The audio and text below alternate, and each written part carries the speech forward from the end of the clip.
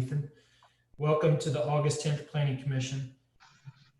Karen, can you cover the procedural rules per the governor's executive order on virtual meetings?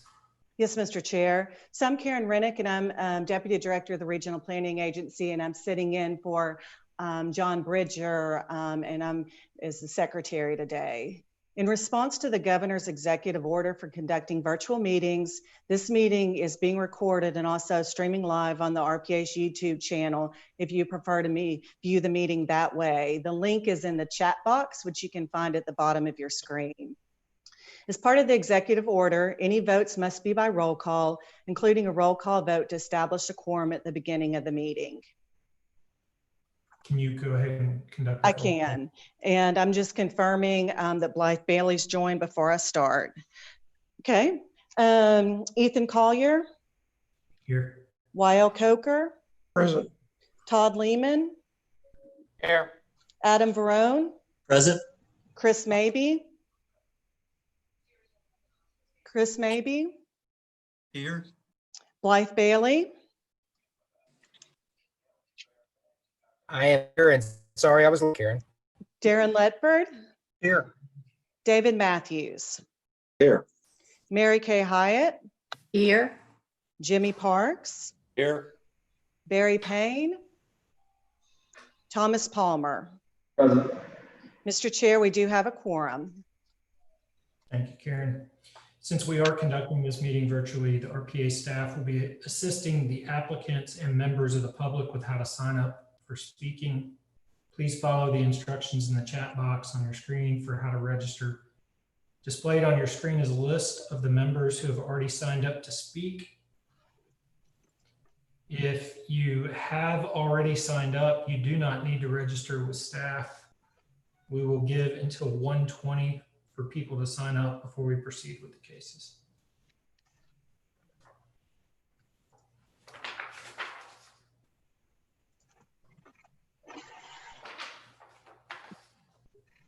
Karen, do you want to go over with the attendees the protocol in regards to the chat meeting? Absolutely.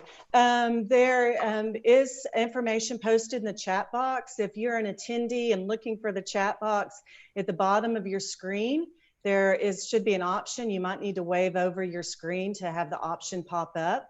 You can chat to staff to let us know if you would like to speak if you did not sign up in advance. And we'll need your name, your email address, your phone number, and your address, and which item you would like to speak to. And then staff will confirm and put you on a list that we have you as a speaker. And then when it is your time to speak, I will move you into the meeting and unmute your mic to allow you to speak at that time. All right. Okay, everybody look here. See everything in yellow? I have to read all this before we get started. So I apologize in advance. I'm going to read it as quickly as I can. As part of my opening remarks, I will note our typical procedure for review of each case item, but highlight some of the differences due to this virtual meeting format. Planning commissioners have received the staff reports for the case on today's agenda and have had time to review the case information prior to this meeting. We will use the following procedure for cases. For each case with a recommendation to approve or approve with conditions, I will ask the staff if anyone has notified staff they would like to speak in opposition to the case or to the conditions. If there is no one, unless a PC member requests a staff presentation, we will proceed to a roll call vote. For staff recommendations to deny or for cases with registered speakers, we will start with a staff presentation. Following the staff presentation, if there are no questions from PC members, I will ask for the applicant to be recognized. A staff person will move the registered speaker into this forum with the Planning Commission, unmuting them and allowing them to speak. If for some reason your name is called and staff does not unmute you, please immediately indicate in the chat box that you are present. The applicant will have 7 minutes to present their request. Please note that there will be a time clock displayed on the screen that will keep track of your remaining time. If there is any opposition, you will have a total of 9 minutes. If there are multiple speakers for opposition, I may ask you to wrap up your remarks so that others may speak. The applicant will have 2 minutes to respond. Please make sure to direct all of your comments to the Planning Commission and not to the audience or the applicant. Once Planning Commission takes action, if you have any questions, please put your questions and contact information in the chat box. And a staff member will follow up with you in the next several days. Note that for most requests other than subdivisions, Planning Commission makes a recommendation, and final action on the request is taken by the local council or commission the following month, allowing another opportunity for input. Staff will post next meeting dates on cases in the chat box. We will now proceed with today's agenda. Karen, do we need to wait until 1:20? I think we've communicated to folks to sign up in advance with in the legal notice, wishing to speak. I think as a courtesy, we also have been accepting if someone jumps on the call at the day of the meeting. So I believe there's adequate time for folks to let us know. And we haven't had the problem. Most people have gotten on the call and let us know within the first, or in the meeting, let us know within the first few minutes. So I think we can proceed. Okay. All right, well, we will go ahead and jump into the agenda. The first agenda item is case SD 2020-0029. This is a preliminary plat, and it's for the Amber Valley subdivision located at the 6000 block of Wyndham Lane and 5565 Cassandra Smith Road. It has a staff recommendation to approve. Karen, is there anybody that's wishing to speak in regards to this case? No one has signed up in advance or is on the call that would like to speak. Okay. I'd entertain a motion. Move to approve. Second. We have a motion. Thank you, Councilman Ledford, and it has been seconded by Mr. Matthews. Any discussion? We'll take a roll call. All in favor, please indicate by saying aye at roll call. Y.L. Coker, Present. Here. Todd Lehman, Aye. Adam Barone, Yes. Chris Mabey. Chris Mabey, Aye. Blythe Bailey, Yes. Darren Ledford, Yes. David Matthews, Aye. Mary Kay Hyatt, Yes. Jimmy Parks, Yes. Barry Payne, Thomas Palmer. Yes. I have a motion to approve by Councilman Ledford, followed by David Matthews. Okay. Motion carried. Thank you. Karen, I didn't ask earlier, but it may be relevant. Do we have a large number of people that are wishing to speak in regards to any particular case? We do not, Mr. Chair. We do have one person that signed up in advance to speak under public comments on non-agenda items, and that person I see is here as an attendee. We did not have anyone else that signed up to speak, nor has anyone chatted to staff that they do wish to speak. So we do have a few more minutes and I can update you, but as of right now, besides the non-agenda item, we do not have anyone that signed up to speak. Okay, that's great. Thank you. First item under old business, this was deferred from July. It's case 2020-0082. And it's the Cedar Hill development. It's located at 4604 and 4700 13th Avenue and 4605 and 4607 14th Avenue. And it's an application to rezone from R1 residential zone to R3 residential zone. This case has a staff recommendation to approve with conditions. Karen, is there anybody wishing to speak? I don't think there is, right? No, and if Planning Commission would like to hear from the applicant, I don't see Jay Martin in the list, and he would need to raise his virtual hand so I know that he's here. Yeah, this is Brian. Last month, this was deferred. Staff had talked to the applicant. They wished at that time, a month ago, to withdraw the case pending the RTZ amendment. And we have not heard from them since that request. So I'm not sure that's still the request to withdraw. Hey, Brian, this is Joe Beeler, RPA staff. We did get an email from Jay that he wanted to request to defer again, just to hold off the wait until there's actually action taken on the RTZ amendment. Okay. Mr. Chair, is that going to be 30 days or when do you think that amendment will be? I can answer that from staff's point. First reading on the RTZ amendment will be August 25th with the second reading the week later. So you're looking at mid-September before it's final. So Planning Commission could take action at the September meeting if they so choose. Okay, I so move that we defer this until the September meeting. Second. Okay, we have a motion for Mr. Matthews to defer till the September meeting, and that has been properly seconded by Councilman Ledford. Any discussion? All in favor, please indicate by saying aye. Okay, I'll do the roll call. Y.L. Coker, Yes.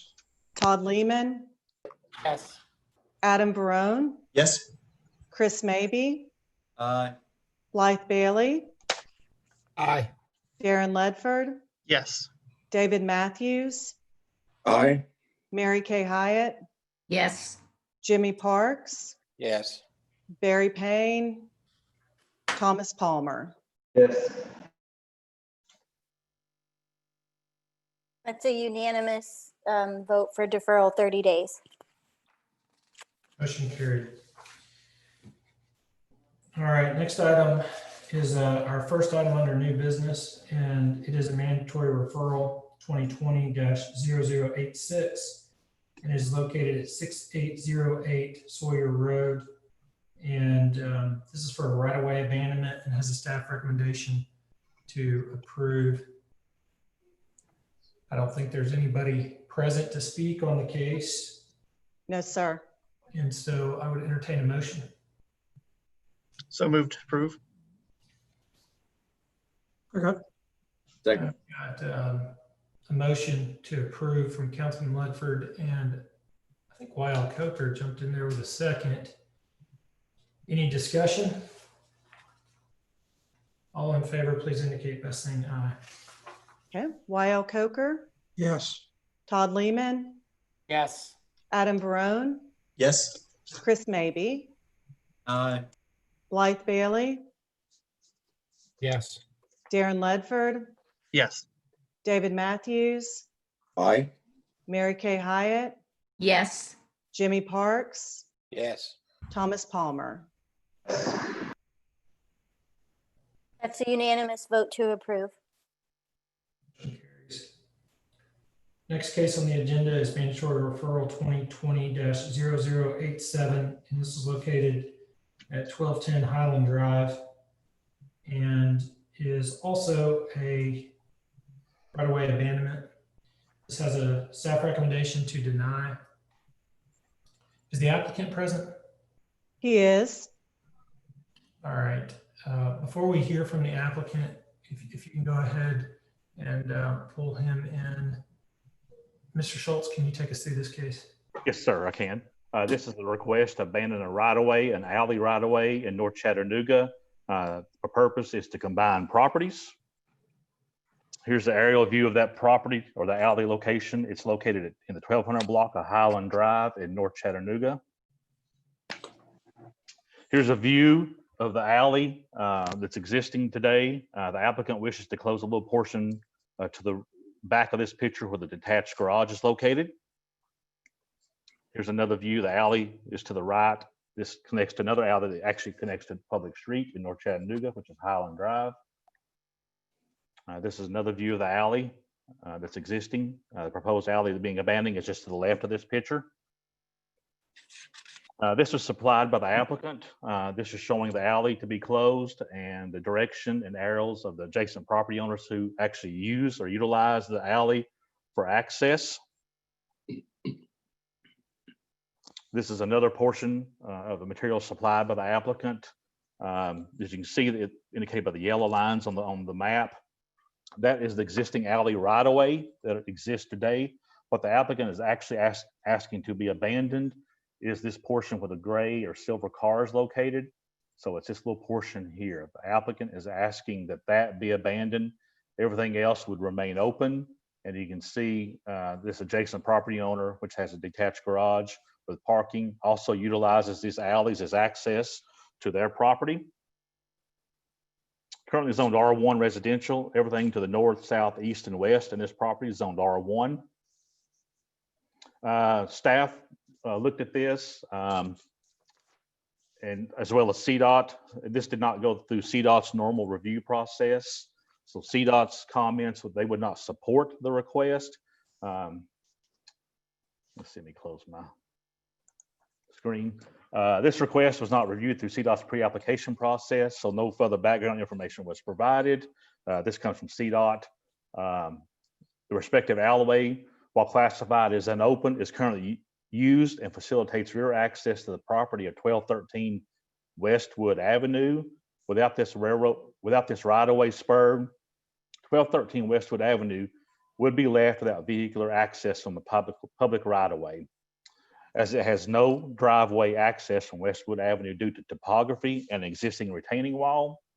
A concern that CDOT also has is that there still may not be legal rear access to the Westwood property unless there are recorded easements in the deeds. So CDOT does object to the request. Staff recommendation is to deny the request. The right-of-way provides parking for adjacent property and future connectivity to other streets. The right-of-way does provide parking for the adjacent property owners. The adjacent property owner does have road frontage from other streets, but based on topography issues, that seems like that is prohibitive. And then the proposal does not appear to provide a significant public interest. So staff recommends to deny. The applicant did provide additional information. I'll let him go through that during his part of the presentation. The staff recommendation is to deny.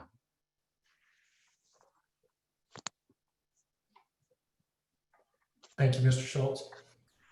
Before we hear from the applicant, are there any questions for staff? All right. Mrs. Rennick, can you? Yes, Mr. Chair. Mr. Wagner is in the meeting, and you might need to unmute yourself to speak, Mr. Wagner. All right. Is everybody able to hear me? Yes. All right. Thank you. Well, I appreciate your consideration on the case. I did receive and review the staff report, and I hope that I could provide some additional information to clarify some of the concerns that they have. I want to preface this by saying that, my intent is to come to a solution that, satisfies my interest in the property, but I'm also not trying to, make life difficult for my neighbors. And I've been involving them in this process from the beginning. So the 5 properties that all touch this alley, I've been in constant communication with them, making sure that that we're satisfying what they're looking for. So regarding point 1 from the other department comments in the staff report, I wanted to provide some background for this request. This closure is intended to be the first step in a process that will culminate in my ability to build a covered carport behind our house. All adjacent properties have or are planning to build some form of covered parking. So not only will this provide a significant convenience or a private interest for myself and my wife, but this will allow our property to remain comparable to and competitive with the surrounding properties. Without the additional area granted by this proposed abandonment, the carport would be too small to be useful or worthy of investment due to existing topography, retaining walls, and fences currently on the adjacent properties. Regarding points 2 and 3 from the other department comments of the staff report, again, like I said, it is not my intent to impede the access of 1213 Westwood Avenue to their property. And I do understand that even though they currently access their parking by encroaching on the surrounding lots, they legally could be left without vehicular access to their property. So as you can see on the slides in front of you, I would propose a modification to my request that enables me to build my carport and maintains the legal vehicular access of 1213 Westwood to their property. So if we're looking at these two side-by-side images, you see an aerial view of the properties and the adjacent properties. The original proposed closure was to close the entire 65-foot long by 10-foot wide spur of the alley. You can see the proposed footprint of the carport that I have in mind in the dashed red outline. If you look over to the right, you can see my proposed amendment, where instead of closing the full 65-foot length of the alley, we only close 50 feet, and that full 10-foot alley width. This maintains a 15-foot by 10-foot spur of the alley so that the residents of 1213 Westwood can maintain their legal access to their property and to their carport.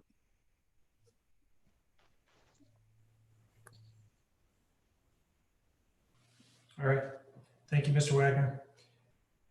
Mr. Schultz, quick question. Would that create an issue for the setback on the existing carport for 1213 as it's currently set off of an alley and now it will be set off a rear property line? It looks like it could. Detached garages, I think the rear setback is 5 foot off a property line.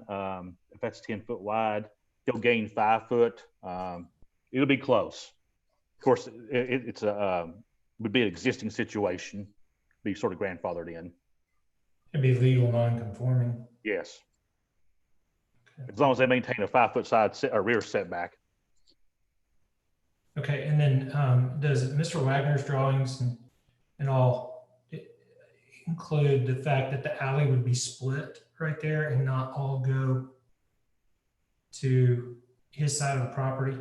That is a consideration that I had, and I've proposed to my neighbors that the alley would be split half to us and half to them. And I would propose, at the future with my neighbors that I would then purchase a portion of that alley from them to enable me to legally build my carport on that area.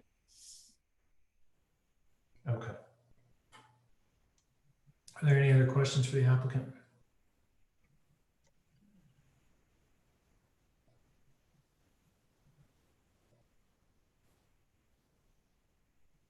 Karen, is it correct that we don't have any opposition, right? We do not have any opposition, Mr. Chair, but I was alerted by one of my fellow staff members that at least one of the links that we have this meeting link in multiple locations is not working. So I was able to provide information to at least one person, but there might be some folks that are joining us a little bit late. But no, as of now, we have no one who would like to speak to this. All right. Any questions for staff or any questions for the applicant? I have a question, Chairman. Councilman Ledford. Thank you, sir. This is for whoever wants to answer it. Does the modified 50-foot version have any bearing on the decision for denial if that was part of the proposal?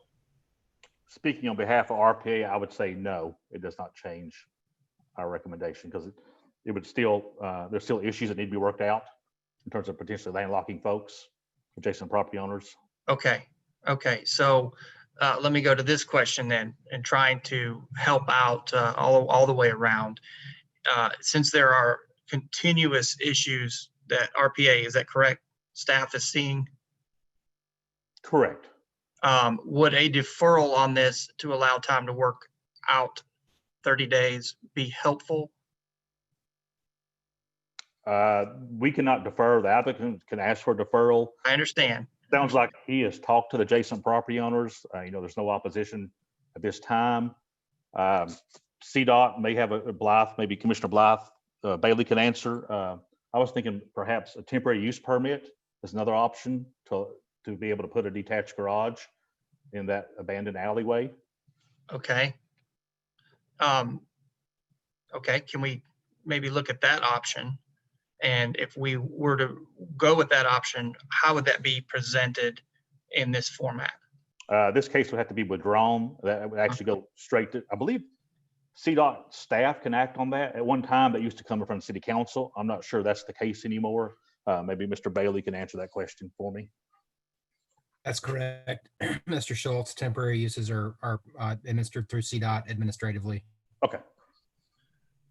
So let me go back to, if this is withdrawn by the applicant, they can make application immediately again for an alternate version, so to speak, or an alternate plan. If this is denied, are we on is it 9 months? It'd be 9 months at city council. Okay. Very good. To be clear, if the planning commission, this is a mandatory referral, and if the planning commission recommends denial, it still needs to be heard. It would still be heard by council. So there would be at least a 30 days.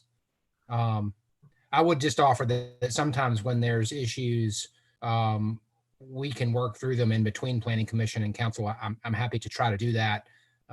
Councilman Ledford or Mr. Schultz, if that's helpful, to work through either option, regardless of the planning commission recommendation. Okay, so we have a window for continued conversation on even outside if this goes forward with a recommendation for denial. Correct. I think, yeah. Okay, that clears it up for me. Thank you. And just as a reminder, unlike the zoning cases, this does not go in front of council directly next month. It goes back to CDOT for their review. Like Mr. Bailey said, sometimes those things can be worked out before it gets placed on city council agenda. Okay, very good. That was, I wanted Mr. Wagner to hear that and make sure that was understood. Mr. Chairman. Mr. Matthews. Yeah, these closures, when they do go to CDOT, I do know that they take a very long time to work out, and not that they're not working on them, but I've seen these things go 2 to 3 months. So what I would like to recommend is that we go ahead and approve the alternative version, and then we can send that to CDOT and let them work out the details on that. So that'd be my motion. So we have a motion to approve the alternate version. Second. And that motion was from Mr. Matthews, and the second was from Mr. Parks.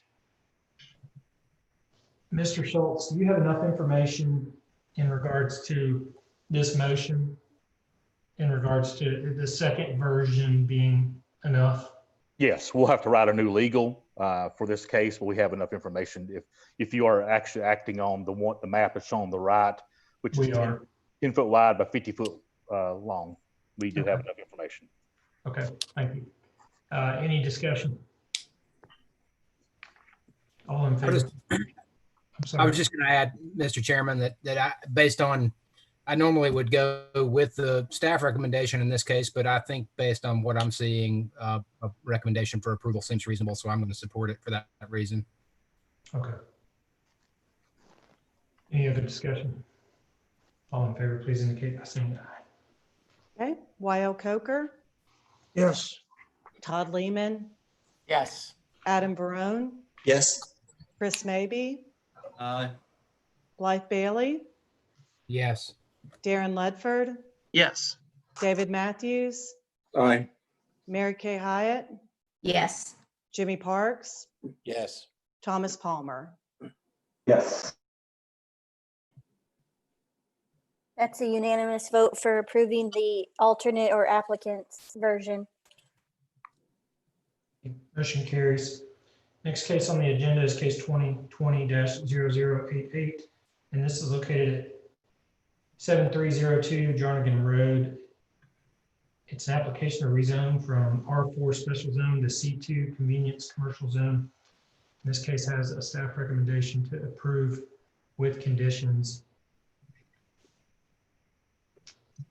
Mrs. Rennick, is anybody here in opposition? Yes, I brought, no, I'm sorry, sir. No one is here in opposition. And the applicant, I'm assuming. I brought one applicant in, Josh Buffett, and I'm looking for Randall Davis to bring into the meeting. Okay. I'll have a question, Mr. Chair. I'm sorry, Councilman Lifford. So I'll have a question when the applicants are in. Okay. Well, I think just because of the fact that we've got these conditions here, are the applicants in? Josh Buffett is. Randall Davis, if you're attending the meeting, if you could raise your virtual hand and I will bring you in. I'm not seeing you on the list. Mr. Buffett, you're able to speak. Do you know if Mr. Davis is joining us? He's in the office with me right now. Okay, great. Thank you. So we're both here. All right, Mr. Buffett, The staff recommendation is to approve with conditions. Are you familiar with these conditions? Correct, I am. And do you take any issue with them? No. Okay. Councilman Ledford. That was my question, Chairman, so I'd like to move to approve with conditions. Second. We have a motion to approve with conditions, and it has been properly seconded. Any discussion? All in favor, please indicate by saying aye. Mr. Chair, I'm confirming that Adam Barone was the second on that. That's correct. Thanks. Thank you. So for the roll call, Wyle Coker, Yes. Todd Lehman, Yes. Adam Barone, Yes. Chris Maybe, Yes. Blythe Bailey, Yes. Darren Ledford, Yes. David Matthews, Aye. Mary Kay Hyatt, yes, Jimmy Parks, Yes. Thomas Palmer. And Thomas Palmer, can you, I'm sorry, I might not have heard you. Thank you.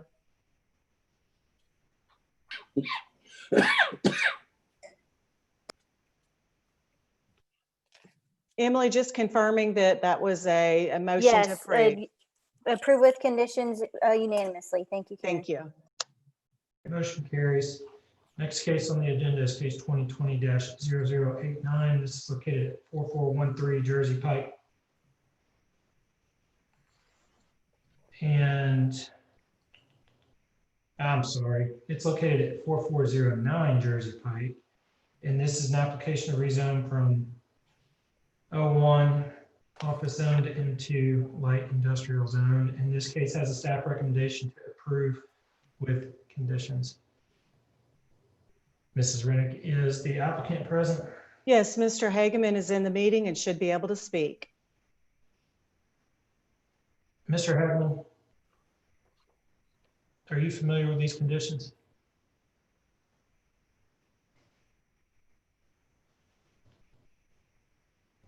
Mr. Hageman, you should be able to speak. You're unmuted. I see he raised his virtual hand, but let me see if I need to. He is in the meeting. Mr. Karen? Hageman, yes.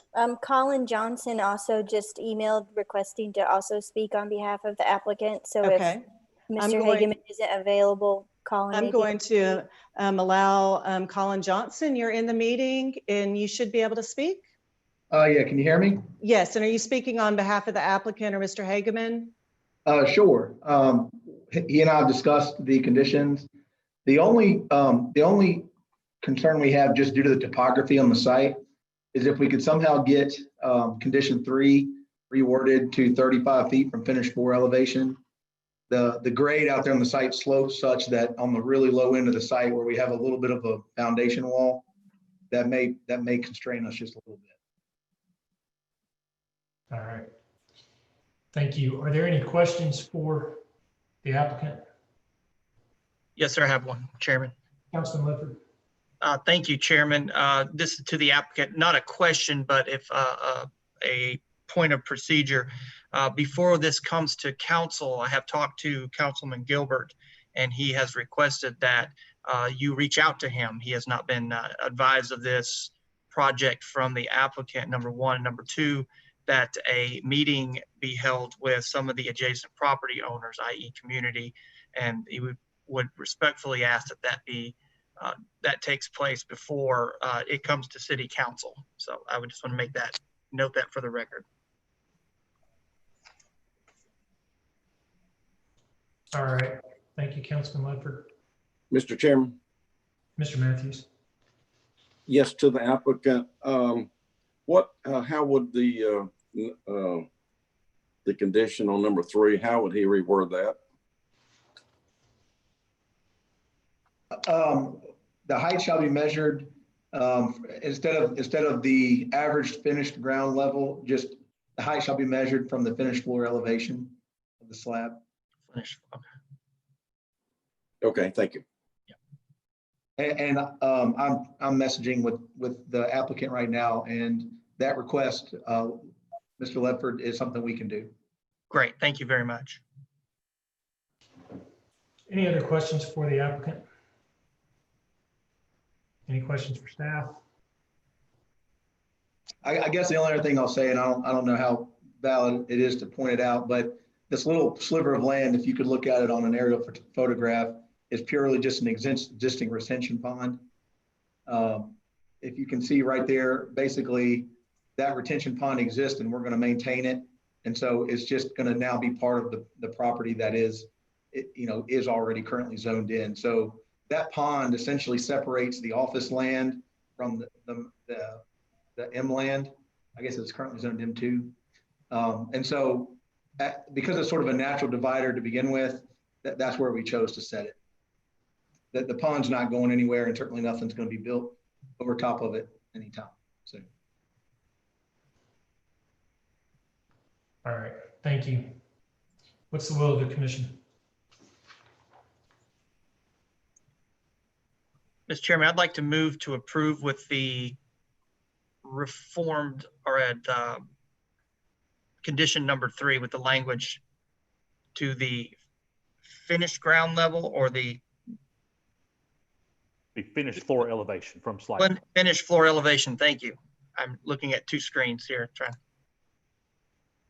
All right, so we have a motion to approve with a modified condition regarding the finished floor elevation. Did I hear a second on that? Second.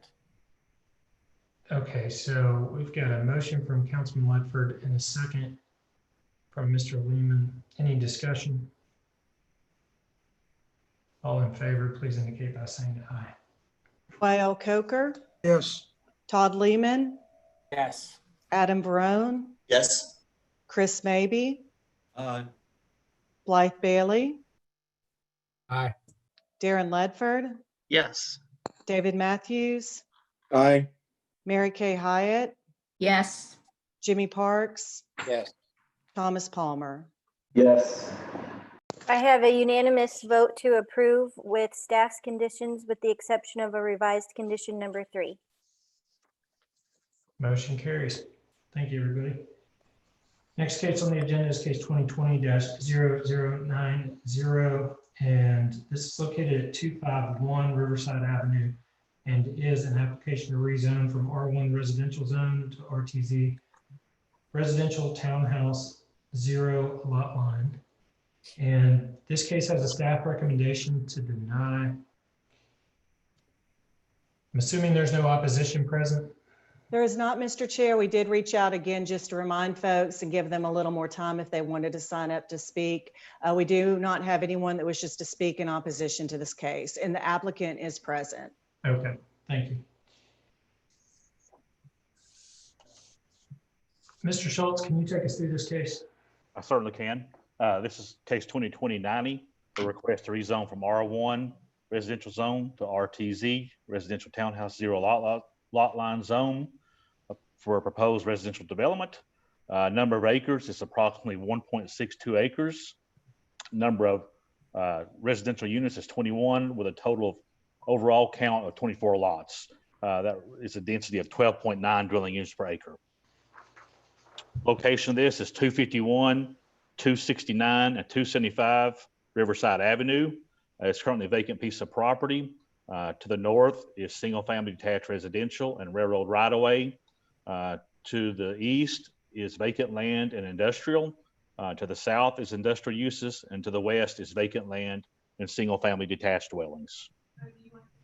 Here's the current view of the site. A portion of the site has been cleared. There are steep slopes to the rear of the site, just beyond this tree line. This is a view looking from Riverside Avenue into the site. Here's another view of the site. You can see at one point it had an existing home on the property. And here's just another aerial view of the site. It's a very irregular shaped piece of property. Currently zoned R1. To the north and west is R1. To the east is M1 manufacturing. And then further north for northwest, there is some R2 zoning. As you can see on this map here, there is no RT zone in the general vicinity. Again, just showing you some of the what the adjacent land uses are. It's industrial, single family, detached in the general vicinity. There is no adopted land use plan for this general property where it's located, but it does fall within the Hamilton County comp plan. As you know, one of the things that staff looks at is for guidance on rezoning requests is, what's the adopted land use plan recommendation? Well, in this case, we don't have one. So therefore we fall back to the comp plan. The comp plan identifies intensity levels. This is identified as levels 1 and 5. Level 1 has the least potential for development, and it recommends keeping things as parks and greenways and farms and conservation easements. And level 5 has the development potential for high intensity development based on the highest access to infrastructure. Again, as I mentioned earlier, there are some steep slopes over 25% on this property, and it's in this general location here highlighted in the blue. There are no floodplains on the property. So again, staff recommendation is to deny the request. There is no adopted land use plan to provide guidance to staff on the proposed rezoning request.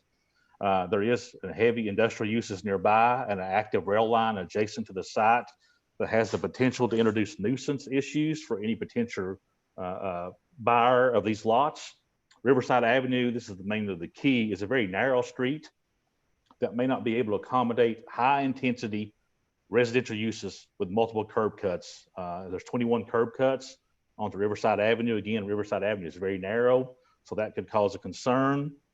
Staff felt that there are other non-residential zones may be appropriate at this location, such as the M2, M1, or O1 zone may be more compatible at this location. So staff recommends to deny. Staff also looked at the existing zoning, which is R1, based on the standards of the R1 zone. Just a general ballpark, the applicant could get probably 9 dwelling units on this property. So that's an increase from 9 to 21. So staff, again, recommends to deny based on the narrowness of the street and a lack of a land use plan to provide guidance and nuisance issues that could cause impacts on the residential properties. Thank you, Mr. Schultz. Any questions for staff before we hear from the applicant? All right. Mrs. Rent, can you pull the applicant? Mr. Price is in the meeting and should be able to speak. Okay, Mr. Price. This is Derek Blackwood, speaking on behalf of the developer, here with MAP Engineers. Mike couldn't attend the meeting. So as Mr. Schultz was indicating, this site is an irregularly shaped lot. There are some topographic challenges on the property, which presents some issues for optimizing the design for the development. As he indicated, there's industrial uses nearby, and as well as single family. There are some townhouse developments up Whitehall Road, just to the north of the development. But as you can see, this site is pretty well isolated from anything else. There's a railroad on the rear portion. The railroad is active, yes, but it operates once per day. The industrial use to the east, or excuse me, to the east and to the south is well buffered, approximately 300 feet of forested buffer areas. And given the constraints of the site, and the topographic issues, the walls that will be needed, the developer needed to add some more units in here to make this financially feasible to work with.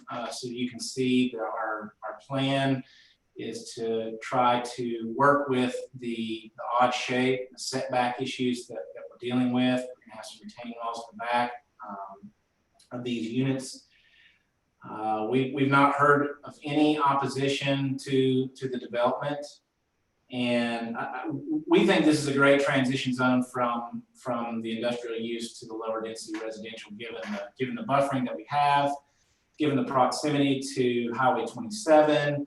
Riverside Avenue is, with the exception of a very small portion in front of this development, is 22 feet wide or wider. We've looked at some transportation information that we have based off capacity for a small road. We looked at a two-lane kind of rural type development, even though this is an urban situation. The traffic patterns present themselves similarly to that, where the capacity, given the number of trips that we anticipate from these 21 units in a given day, this road can handle well more than the number of trips. Site distance appears to be appropriate. I made a trip to the site during a typical day, and within 30 minutes of being out there, we didn't see a single vehicle traveling. So transportation, the road is used very sparsely. Given the constraints, we would ask the commission to consider our case for recommendation for approval. And if you have any questions, we'll be happy to answer those. All right, thank you. Any questions for the applicant? I've got a couple. Councilman Ledford. Thank you, Chairman. Hey, Derek, are there any steep slopes on this site? There are in the back. The intent is to build some retaining walls, incorporate retaining walls in the units themselves, as well as have some freestanding retaining walls in the rear portion of the property to allow for there to be some sort of a semblance of a backyard. And have you spoken with or run this by at all with Chairman Henderson? I know there's some conversation we're having now over existing cases with density, and I was just curious if you've spoken with him yet. I've not yet, but we can reach out to him. Okay, thank you. Thank you, Chairman. All right, any other questions? Mr. Chairman. Mr. Matthews. Yes, I've looked over this staff recommendations, and I don't, maybe we've seen this before. The comment potential to introduce nuisance on the proposed development for the residents of the proposed development. And I would think that a person purchasing a home there would know what's going on. I mean, that would be their decision. This site is really isolated. Generally, we have complaints from homeowners on the single family residential area. There is nothing that seems at this site. It's very isolated. I really think this is a good fix for this area, quite frankly. And I would move that we approve this. All right, we've got a motion to approve. I'll second that motion. So we've got a motion to approve from Mr. Matthews, and it has been properly seconded from Mr. Barone. Any discussion? All in favor, please indicate by saying aye. Y.L. Coker, Yes. Todd Lehman, Yes. Adam Barone, Yes. Chris Maybe, Aye. Blythe Bailey. Blythe No. Bailey. No. Okay, thank you. That was a no. Darren Ledford, No. David Matthews, Aye. Mary Kay Hyatt, No. Jimmy Parks, Yes. Thomas Palmer. Yes.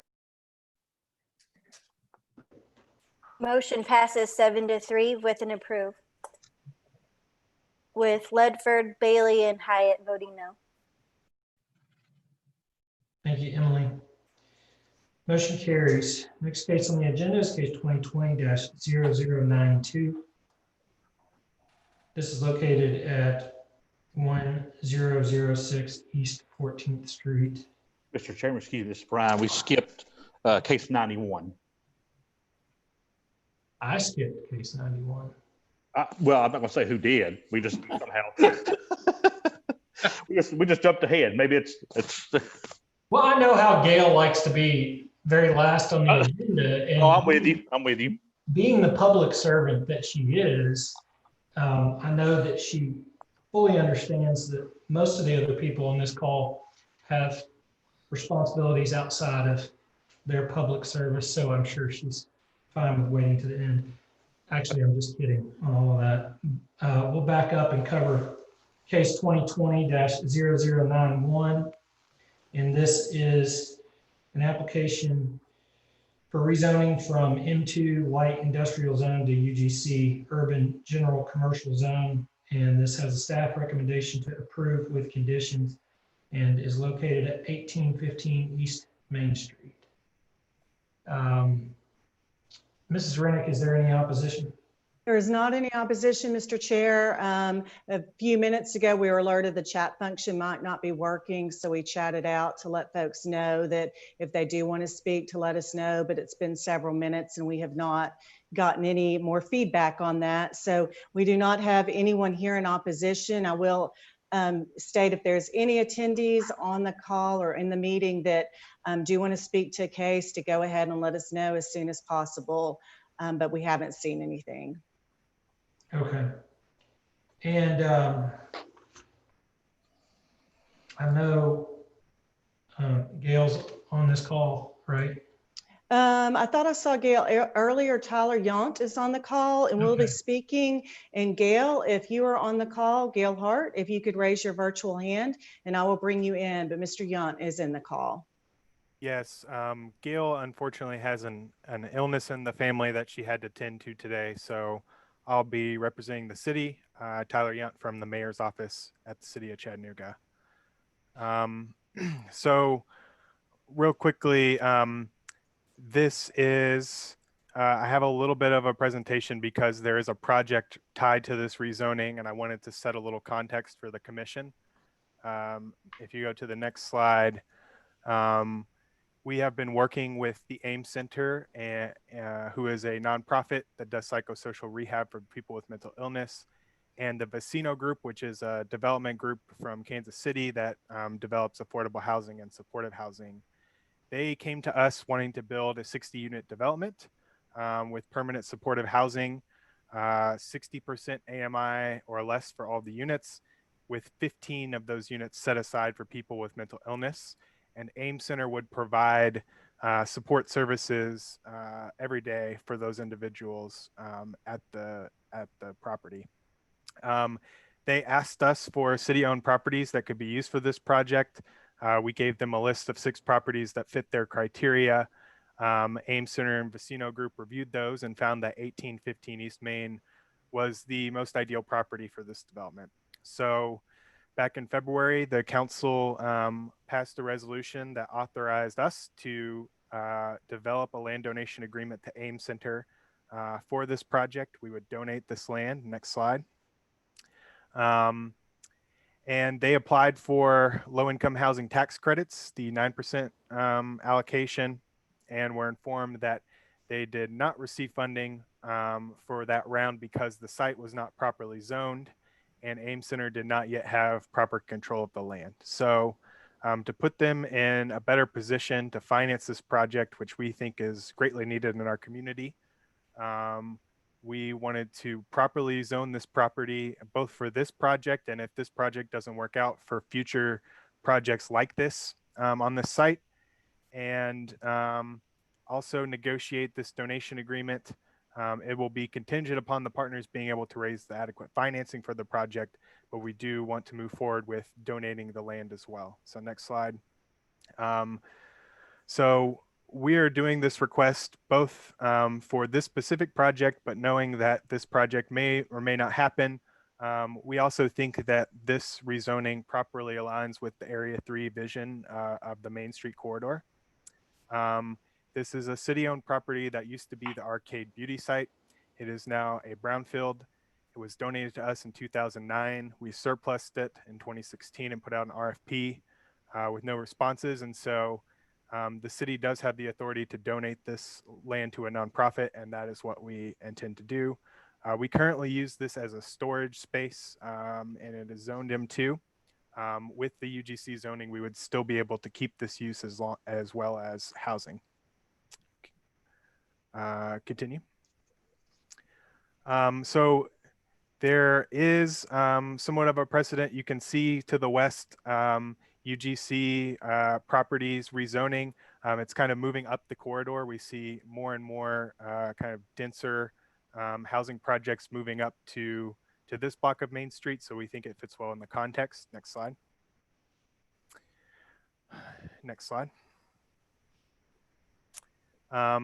Because of the surrounding uses being mostly commercial and higher density residential, we want to use this as a property to do some higher density residential. It allows also, with more density, allows us to do affordable housing projects and make the financing work like this. And we think that this lines up well with this urban corridor place type that y'all put into the Area 3 plan with lots of input from the community around there. And next slide. Next slide. This basically is this slide just reminds you that this this building, this proposed site plan, fits very well with this place type. We have right at that density of 20 dwelling units per acre. The proposed building is 3 stories high, which fits well with this place type. And you can see the Area 3 plan kind of envisions this as a main commercial corridor. And we also believe that we will see more and more of these types of development along this block. Next slide. The way that we submitted the site plan, we think it fits very well with the goals of the Area 3 plan, promoting development of moderate scale multi-unit housing into this place type, and trying to kind of backfill into underutilized city properties, more density so that we can have more affordable housing type while still maintaining the single family housing around the neighborhood. Next slide. This plan would provide 60 units of income restricted affordable housing for anyone from 0 income up to 60% AMI. We have a commitment from the Housing Authority to provide project-based vouchers. So the subsidy is flexible, and the proposed site plan delivers that affordability.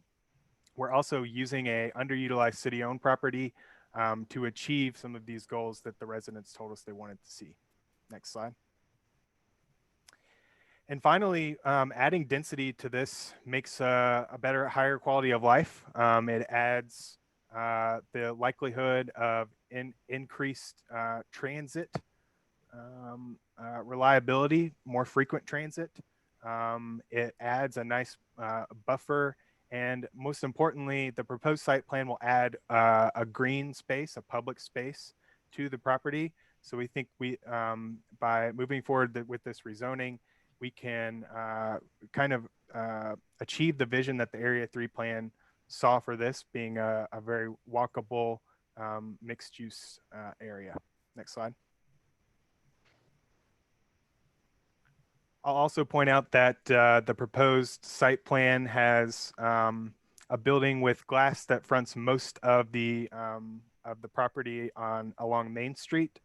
There is a property to the east, a portion of the property to the east that, because of brownfield development restrictions, we wanted to leave alone, and that's where the public space comes in. Next slide. So in summary, we think this is going to add affordability. It's going to be flexible enough for different public uses of this property should the Ames Center project not be successful, and add some more density to make a higher quality of life on this corridor. Next slide.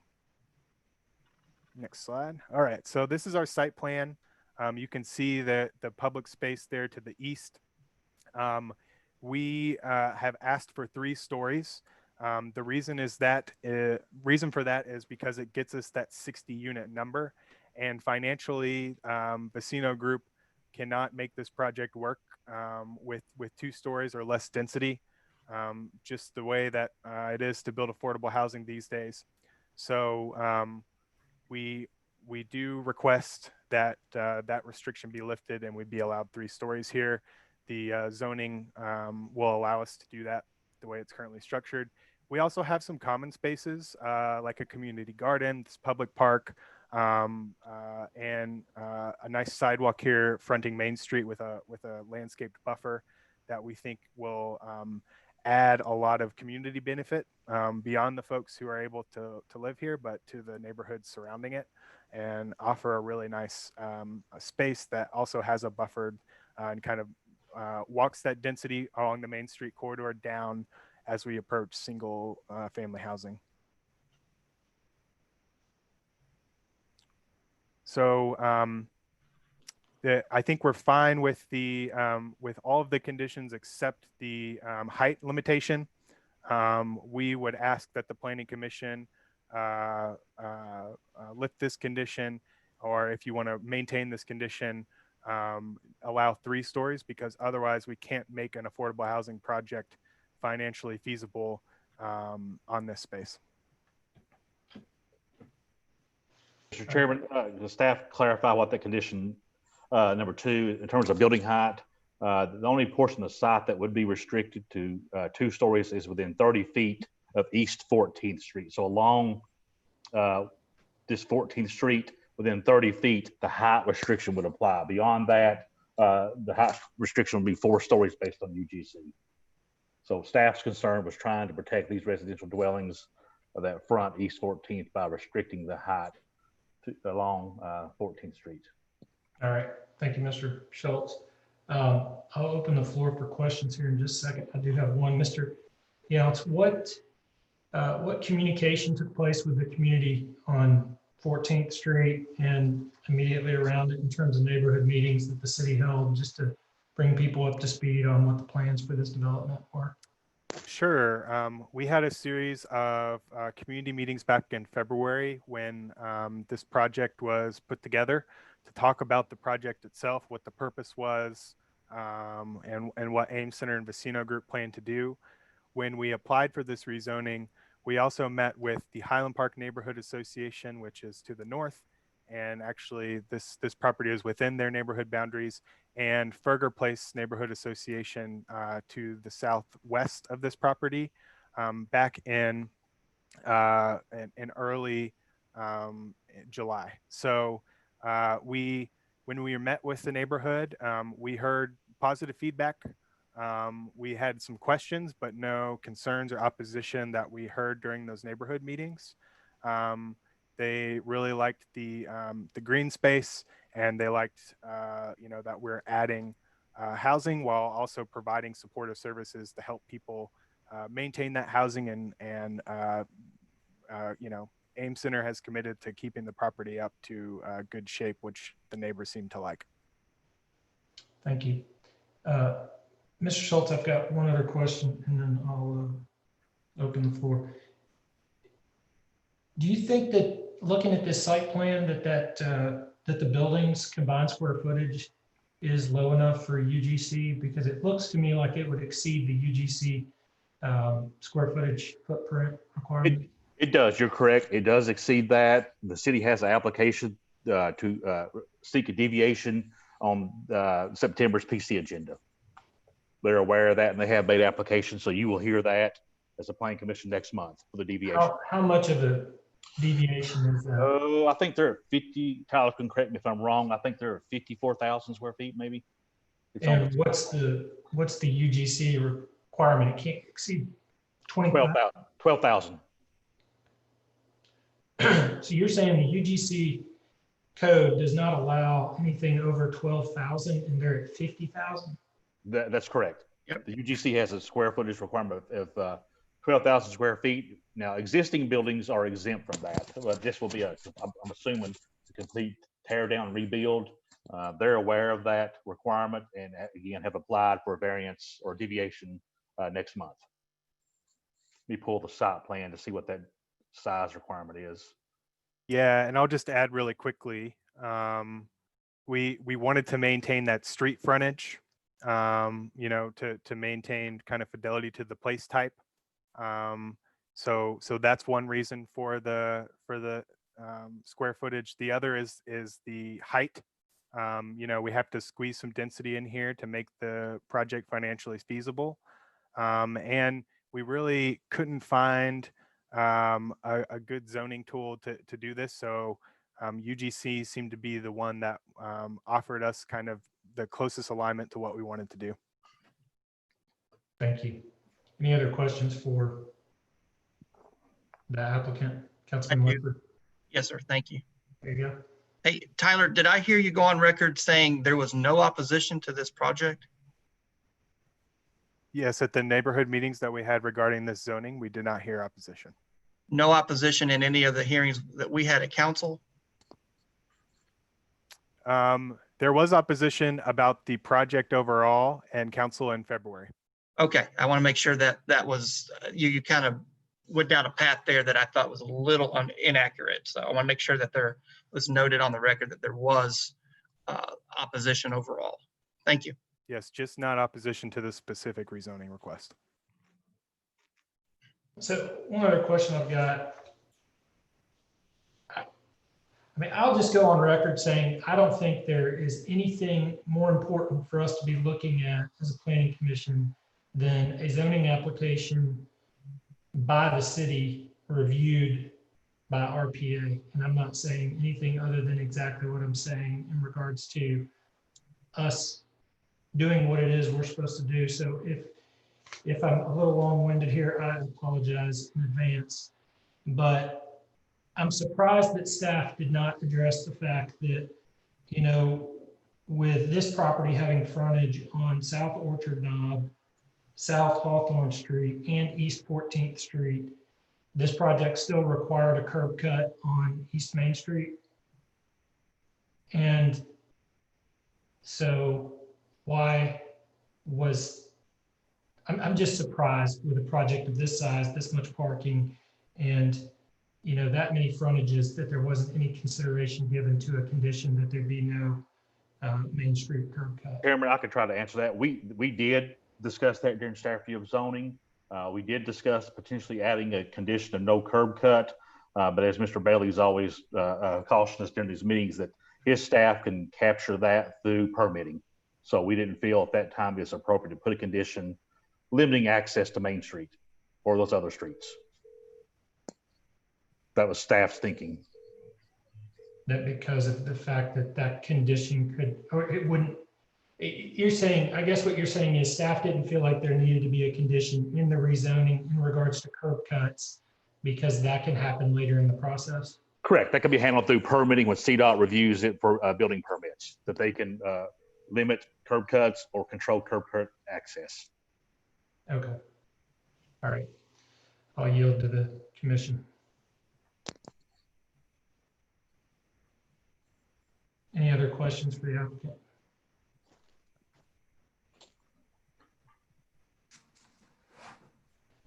What's the will of the commission?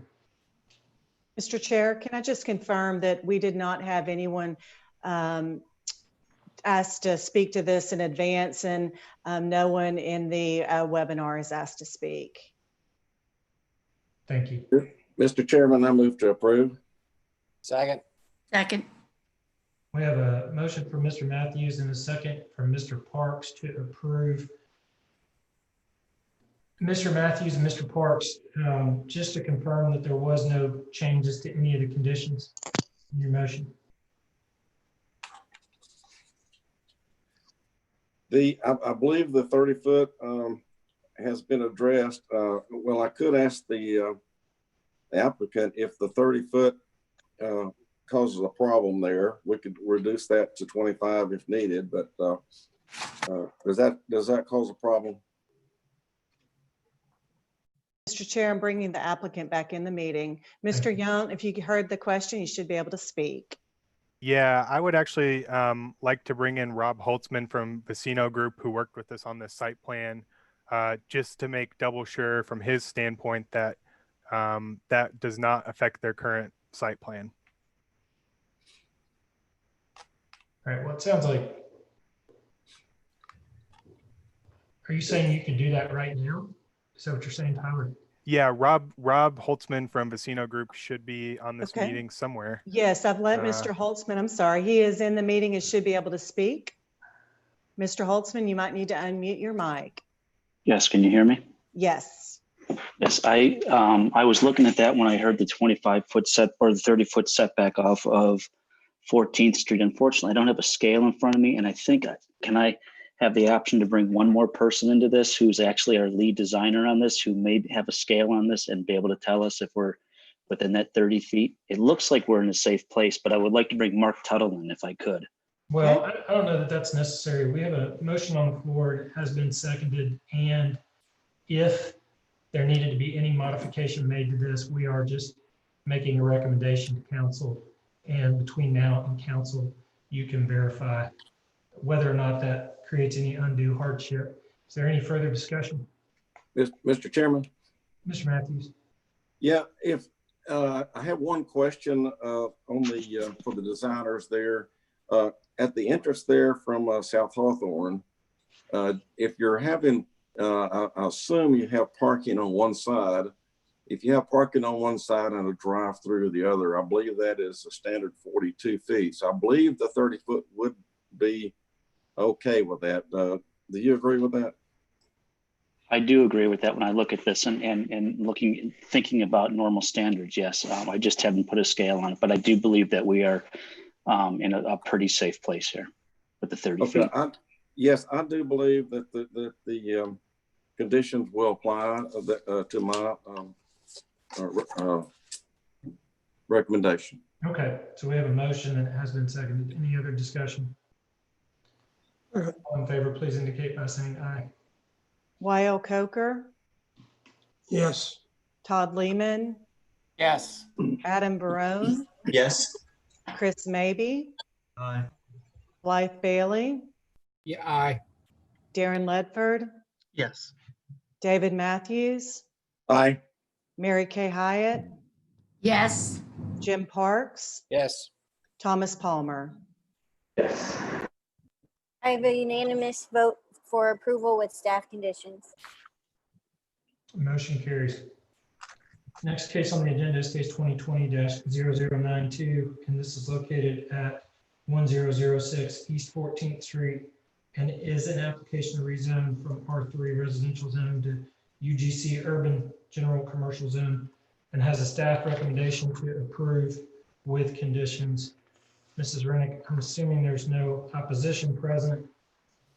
No one is asked to speak. Mr. Chairman, this is Brian. We do have a recommendation to approve with conditions. The applicant would like to speak at some point.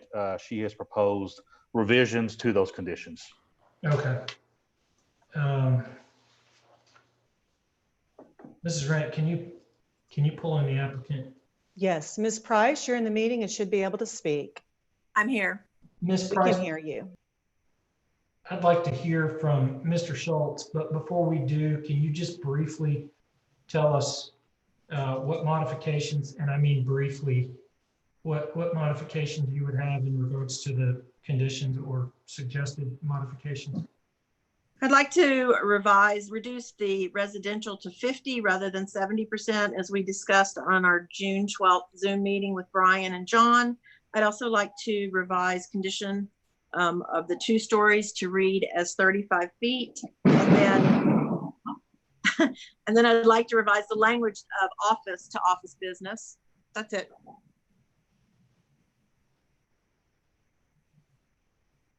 Are you there? Yes, thank you.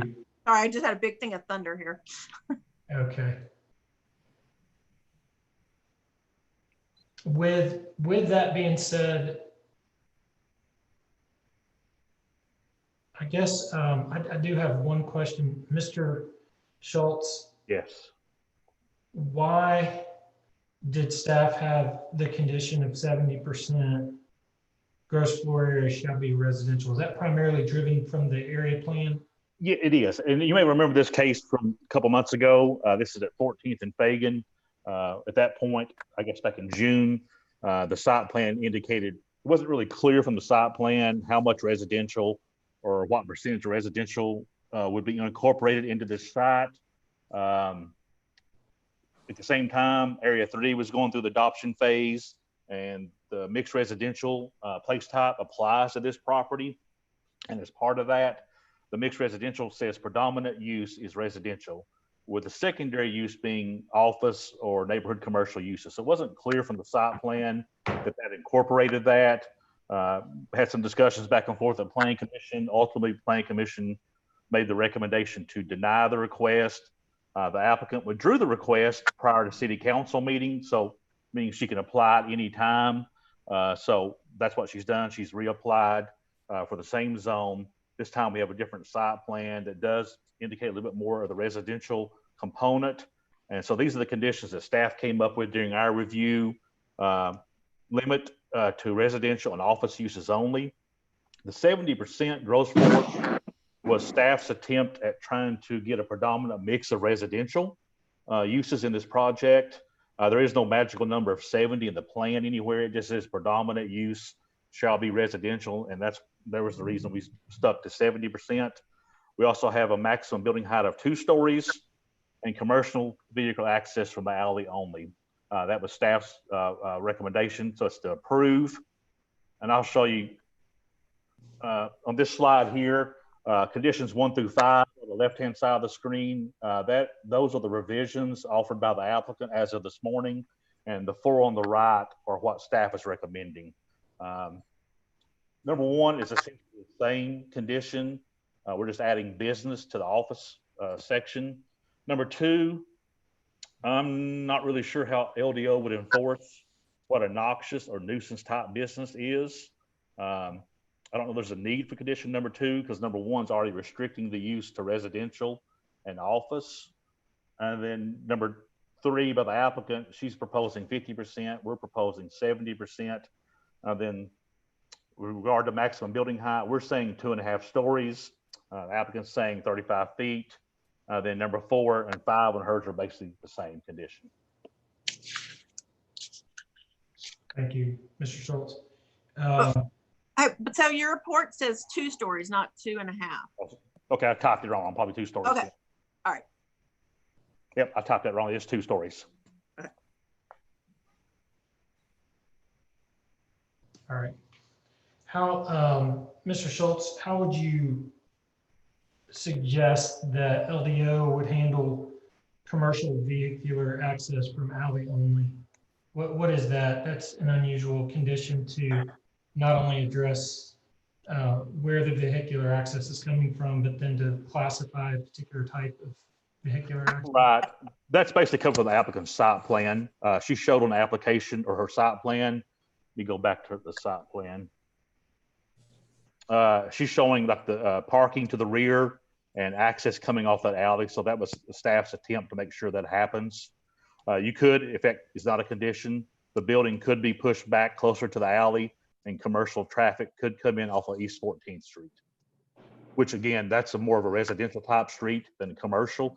Yes, you do have the big commercial manufacturing building across the street, but this side is primarily residential. So that was staff's thought of restricting commercial access to the rear off that alley. Understood. Thank you. Thank you, Mr. Schultz. You're welcome. Any questions for staff before we hear from the applicant? All right. Ms. Price?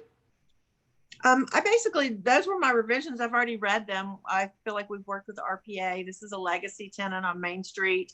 They maintain their property that is directly backs up to this property meticulously. They've been there over 20 years. I think, I've spent a lot of time. I don't know if you guys saw my neighborhood. I had a neighborhood meeting. I have a list of all the properties I've spoken to. I have been to that neighborhood multiple times.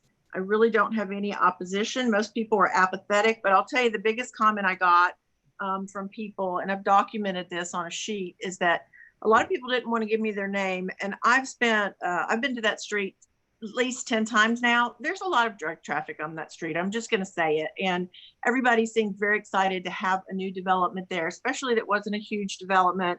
It was a mixed use. So there is some residential and there is also some more light traffic or some more activity other than the predominant activity that's on that particular block. And the River to Ridge has named this block as blighted and vacant. So I feel like that we've really worked on giving this street an uplift and making it a residential feel, and also supporting residential development and our legacy businesses in the area. Thank you, Ms. Price. Any questions for the applicant?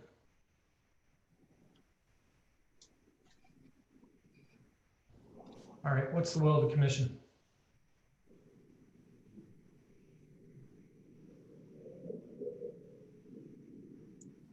Mr. Chair, I have one question for the applicant.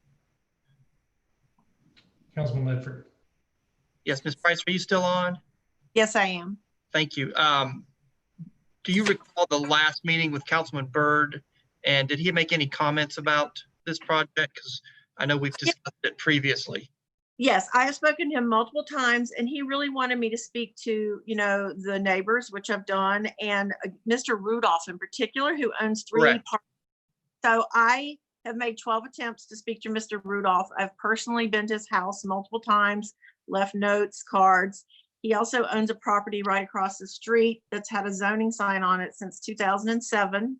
And he also owns a vacant property. I really, really have tried. And I also reached out to Councilman Byrd to let him know, like, hey, do you have another way of me speaking to this gentleman? And I just haven't been able to reach him. I don't know what else I could possibly do to try and talk to him. I've stood at his house multiple times. Sure, and I appreciate that effort. Thank you so much. Sure. Thank you, Chairman.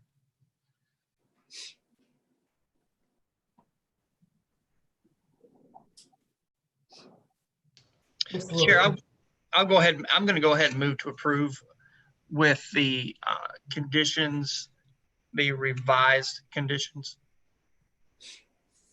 So the revised conditions would be uses limited to residential and office business uses only. 50% of gross floor area shall be residential uses, and maximum building height of 35 feet. Yes, sir. I'm sure we'll have a little more conversation in the next 30 days, but that's my motion. And, last but not least, commercial vehicular access from the alley only. So we do have a motion with conditions. Motion. Modified conditions. Who seconded that? I'm sorry, was that? Well, okay. So we got a motion from Councilman Ledford and Mr. Coker seconded that. Any discussion? What does 35 feet get you? 3.5 stories, 3 stories? It's probably 2.5. Two and a half. Yeah. All in favor, please indicate by saying aye. Wael Coker, Yes. Todd Lehman, Yes. Adam Barone. Adam Barone, Yes. Chris Maybe, Yes. Blythe Bailey, Yes. Darren Ledford, Yes. David Matthews, Aye. Mary Kay Hyatt, Yes. Jim Parks, Yes. Thomas Palmer. Yes. That's a unanimous vote to approve with revised conditions. Motion carries. Next case on the agenda is case 2020-0093. This is located at the 3500 block of East 51st Street. And this is an application to rezone from R1 residential zone and R3 residential zone to R3 residential zone and A1 urban agricultural zone. And this has a staff recommendation to approve with conditions.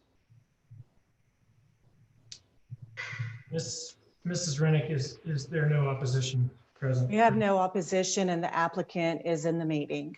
Okay. Mr. Chairman, Yes. I move to approve with conditions. I'll second that. Okay, and so we do have a motion to approve with conditions, and it has been properly seconded. I'd like to give the applicant an opportunity to speak just briefly. Is the applicant on the line? Yes, Mr. Garrison, you're in the meeting and should be able to speak. Hello, are you all able to hear me? Yes. We can hear you. So just so you know, we do have a motion to approve with conditions, and that has been seconded. You're familiar with these conditions? Yes, sir. And do you have any objection to them? We do not. Okay, thank you. Is there any discussion? All in favor, please indicate by saying aye. Wael Coker, Yes. Todd Lehman, Yes. Adam Barone, Yes. Chris Maybe, Aye. Blythe Bailey, Yes. Darren Ledford, Yes. David Matthews, Aye. Mary Kay Hyatt, Yes. Jim Parks, Yes. Thomas Palmer. Yes.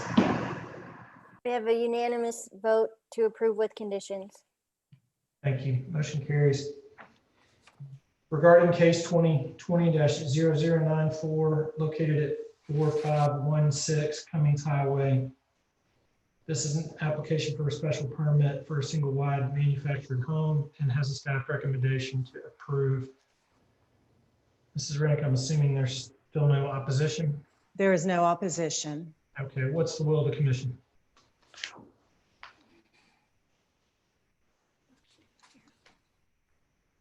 Move to approve. We have a motion to approve from Mr. Second.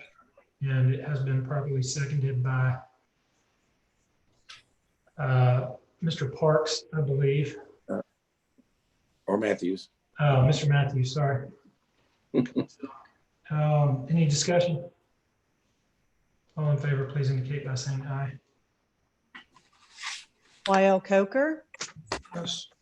Todd Lehman, Yes. Adam Barone, Yes. Chris Maybe, Aye. Blythe Bailey. Blythe Yes. Bailey, Darren Ledford, Yes. David Matthews, Aye. Mary Kay Hyatt, Yes. Jim Parks, Yes. Thomas Palmer. Yes. We have a unanimous vote to approve.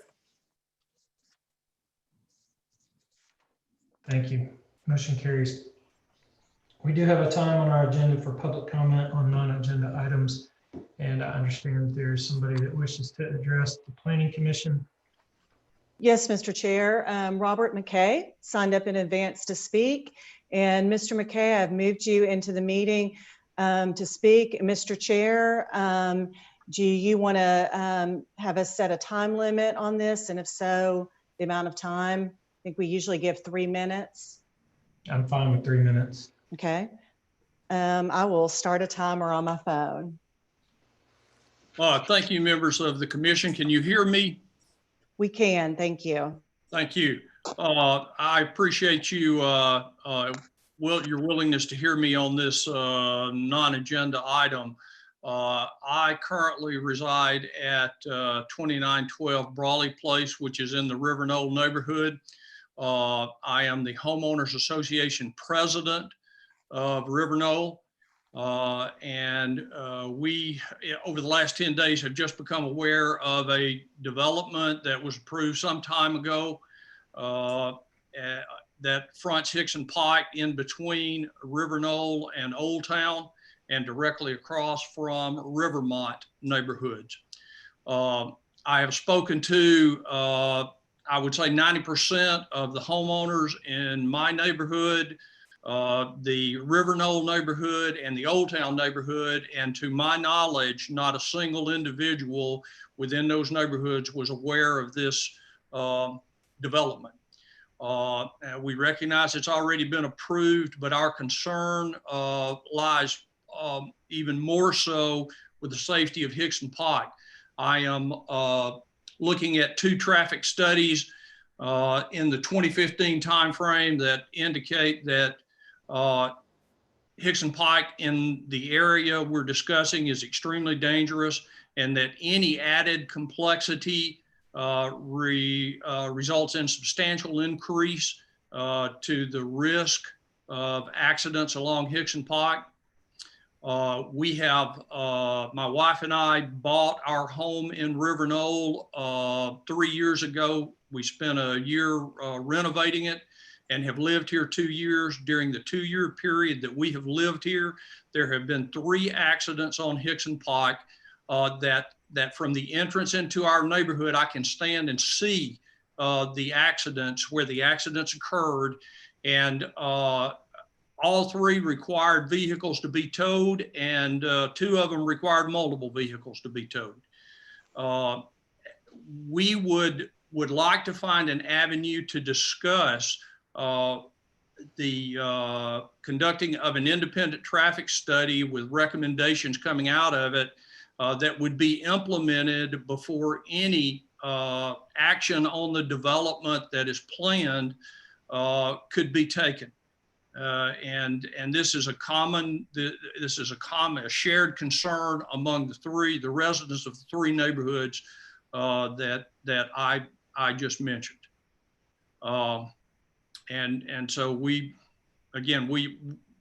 this is a very dangerous portion of Hickson Pike. And to our knowledge, the introduction of cameras that most of the time don't work or have been deactivated, that is the only provision on Hickson Pike that has been enacted since these 2015 studies, and already one neighborhood is under construction, a new neighborhood under construction, and now this development, which immediately fronts Hickson Pike. Sir. Is planned. Yes. Thank you. Appreciate you being here, and we'll certainly take that under consideration. Mr. Schultz? Yes. Can you remind us all of just jog our memory in regards to this case? And, yeah. Yes, I can. I'll show this. This was the preliminary plat that was approved on this particular piece of property by Planning Commission in October 14th of 2019. You can see it's 4 lots. They all do front Hickson Pike. Just because the way Hickson Pike is, there's no way you can probably get curb cuts for those individual units. So here's Braley Place, just to the left, bottom left of the screen.